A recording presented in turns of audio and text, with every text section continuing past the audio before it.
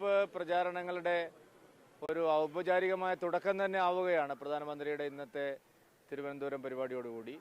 കഴിഞ്ഞ ഒരു മാസമായി കേരള പദയാത്ര 20 പാർലമെന്റ് മണ്ഡലങ്ങളിലും സഞ്ചരിച്ച് വലിയ തോതിൽ ശ്രീ നരേന്ദ്രമോദിജിക്ക് അനുകൂലമായിട്ടുള്ള ഒരു ജനവികാരം എല്ലായിടത്തും ഞങ്ങൾക്ക് കാണാൻ കഴിഞ്ഞിരുന്നു.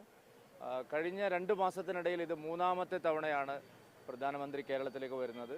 കഴിഞ്ഞ 2 തവണ വന്നപ്പോഴും ആയിരക്കണക്കിന് കോടി രൂപയുടെ വികസന പദ്ധതികൾ അദ്ദേഹം കേരളത്തിന് തുറന്നു കൊടുത്തിരുന്നു. ഇത്തവണ ISROയിലും അത്തരത്തിലുള്ള വലിയ ആയിരക്കണക്കിന് കോടി രൂപയുടെ വികസന പദ്ധതികൾ, രാജ്യം ഉറ്റുനോക്കുന്ന ഗഗനയാൻ ഉൾപ്പെടെയുള്ള പല വികസന പദ്ധതികളുടെയും ലോകോത്തരമായ നേട്ടങ്ങളുടെയും എല്ലാം ലോകാർപ്പണം ഇന്ന് നടക്കുകയാണ്.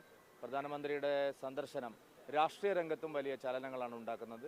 LDFും UDFും വലിയ തോതിൽ പ്രതിരോധത്തിലായിരിക്കുകയാണ് കേരളത്തിൽ. കാരണം IND മുന്നണിയുടെ ഭാഗമായിട്ടുള്ള 2 കൂട്ടരും പരസ്പരം എന്തിനാണ് മത്സരിക്കുന്നതെന്നുള്ള ചോദ്യം രാഹുൽ ഗാന്ധിയുടെ അടുത്ത് പോലും എത്തിയിരിക്കുകയാണ്. രാഹുൽ ഗാന്ധി തന്നെ വയനാട് ഉപേക്ഷിക്കണമെന്നുള്ള ഒരു നിലപാടിലേക്ക് വന്നിരിക്കുകയാണ്. അപ്പോൾ IND മുന്നണിയുടെ പ്രധാന ഘടകകക്ഷികളായിട്ടുള്ള കോൺഗ്രസും CPMും ഇവിടെ പരസ്പരം മത്സരിക്കുന്നത് വെറും ഒരു പ്രഹസനമാണെന്നുള്ള തിരിച്ചറിവ് കോൺഗ്രസിൻ്റെ കേന്ദ്ര നേതൃത്വത്തിന് പോലും ഉണ്ടായിരിക്കുന്നു. അതുകൊണ്ട് ഇവർ രണ്ടുപേരും ഒരുമിച്ച് നിന്ന് ഭാരതീയ ജനതാ പാർട്ടിയെ, ദേശീയ ജനാധിപത്യ സഖ്യത്തെ എതിർക്കുന്ന ഒരു നിലയിലേക്ക് വന്നിരിക്കുകയാണ്.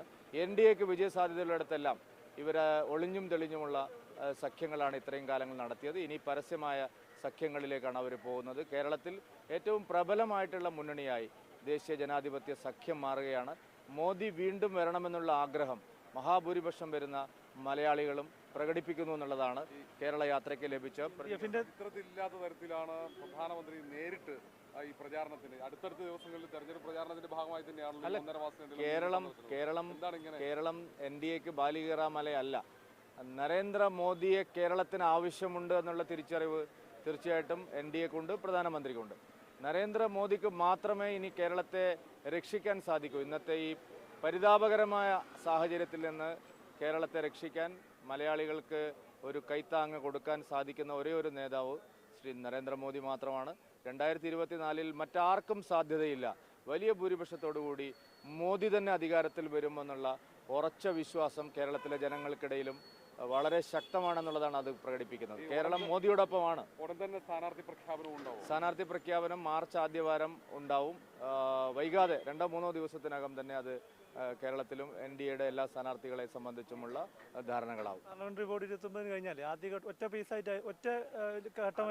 എത്ര സീറ്റുകൾ ആദ്യഘട്ടത്തിൽ പ്രഖ്യാപിക്കും എന്നുള്ളതിനെ സംബന്ധിച്ച് ഇപ്പോഴും കേന്ദ്ര നേതൃത്വത്തിന് മാത്രമാണ്. എന്തായാലും ആദ്യഘട്ട സ്ഥാനാർത്ഥി പട്ടികയിൽ കേരളത്തിലെ പ്രധാനപ്പെട്ട പല സീറ്റുകളും ഉൾപ്പെടുമെന്നുള്ള കാര്യത്തിൽ പ്രതീക്ഷയിലാണ് ഞങ്ങൾ.